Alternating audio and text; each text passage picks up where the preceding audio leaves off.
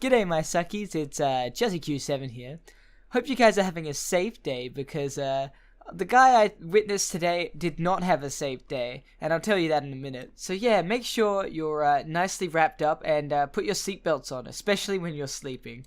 You never know when the Wallace and Gromit ejecting thing might go off on your bed. That's right, you want to be safe, you don't want to get ejected out of your own bed. So today I was busy chilling with my friends, just on Discord. There was chill vibes and everything, and suddenly my little pager boy went off, as I said in my first video.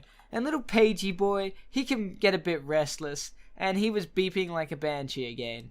And it was about 12 o'clock in the night or morning, you know, that middle of the range, just about to turn over the next day kind of time.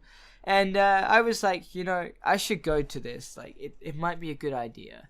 And my friends were like, yeah, you should go. And I checked what it was. And unfortunately, it was a road crash. And road crashes are, you know, like really scary because you don't know if it's a fatality or anything. And, you know, I don't really want to see a person who's gone through a massive amount of trauma and is lying there not living, let's say. And I'm not really keen for that, but I know it's gonna happen in the future sometime, and I know sometimes they can be resuscitated and saved. So I'm willing to step out of my way and do something that I'm not super comfortable with, and over time I know I'll get better. But this is road crash for you, especially in our area. There's like 100k road with trees like just on the side, so it's more likely or not going to happen in our area. So I was with the boys and I was like, boys, do I go to this or am I staying and not going to go through this trauma or potentially seeing a death? And they were like, hey man, you could actually save someone. And I was like, you're completely right. And I bit the bullet. I went for it. I just grabbed my keys and I sprinted out to my car and went straight to the station.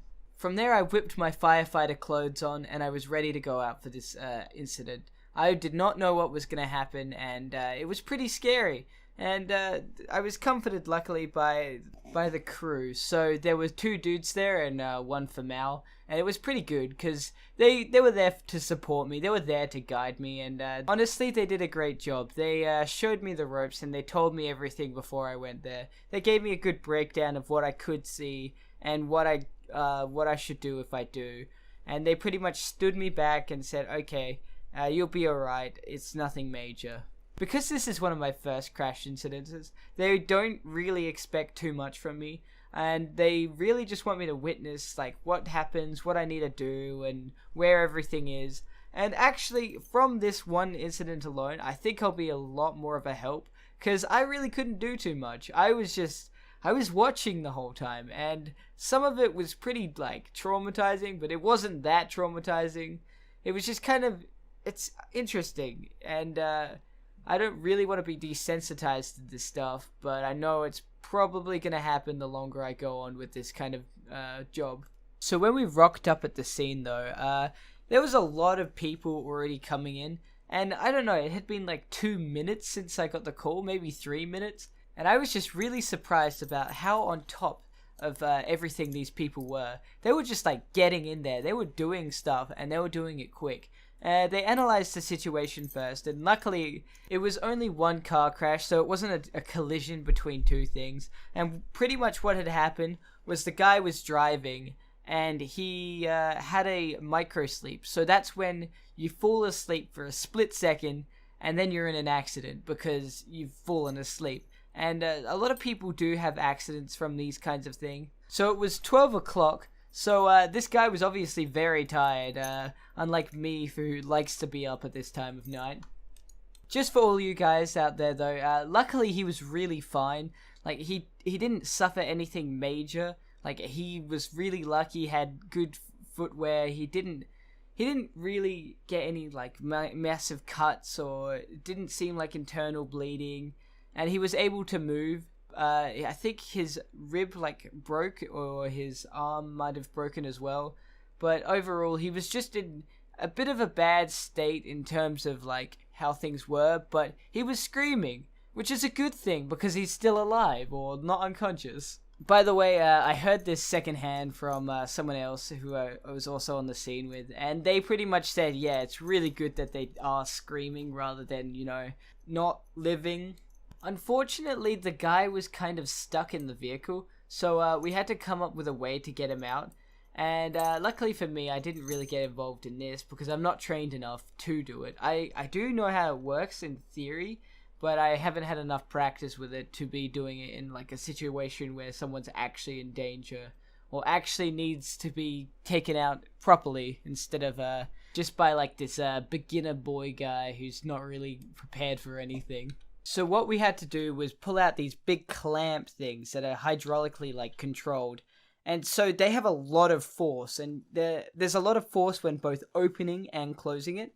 And pretty much what we had to do was just take off this door, which was shattered into pieces. Like, it was really broken. The impact of the car was on the left side in the front. So what had happened is it hit the tree at 100k probably and bounced back.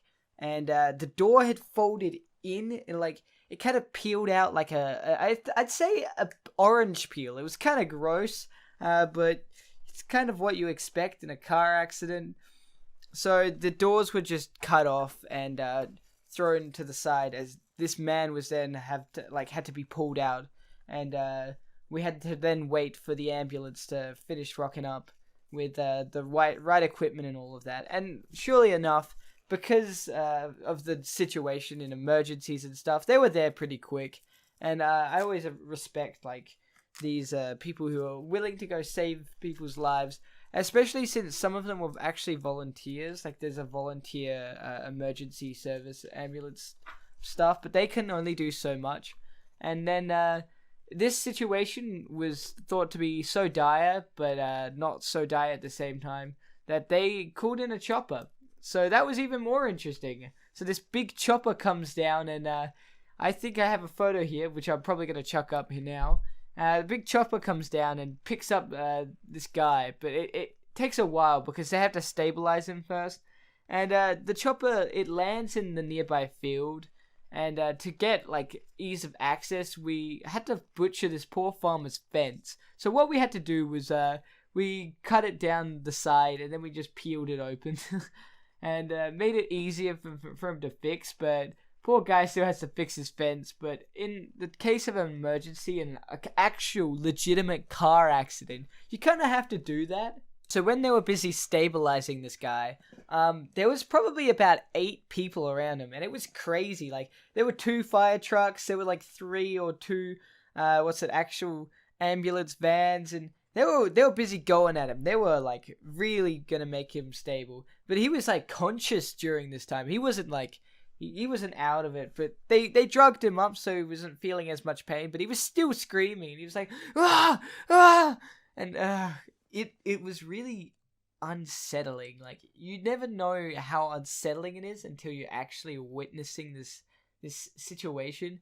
And it kind of like opened my eyes as to how serious a car accident can be, guys. If you drive recklessly, please don't. I don't want to see any of you, my succies, busy getting into this situation where you're like in dire pain, or even in dire situations where you're just fading away. You're not even going to be existing in this world anymore. It's important to understand road safety, guys. Even if you're not driving at the moment, you'll probably be driving in the future, and that will probably... Just think back on this video. Think back on what this guy has to go through. So in the end, everything's set up once he's stabilized. He's put on this stretcher, and he's like, oh, where's my wallet? And turns out one of the guys had put his wallet somewhere. And it's one of the last things you'd actually think of during a scenario like this. But then again, you need your wallet, and it's kind of funny. So the guys then just loaded up onto the helicopter, still really in pain, and it hurt me to hear it, but he was loaded in, and they set him up, and they flew off in about 5 minutes.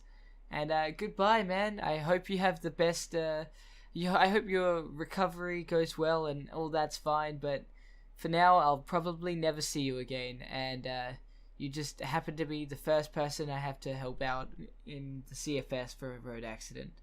And I hope I hope you go good, man. So that's it for today, my suckies. The moral of the story is make sure you don't get hit by a car or you fall asleep at the road and hit a tree or hit another car. It's really dangerous on the road, and we are going very fast, and in my opinion, I don't think driving will be legal at some point, like, because of all these automated car things and how many people actually die at the road. I don't think it will be legal. The guy, I think he's okay, but you never know with these things. He'll be fine, but yeah. Anyway, cheers for watching. I'll catch you guys in the next one.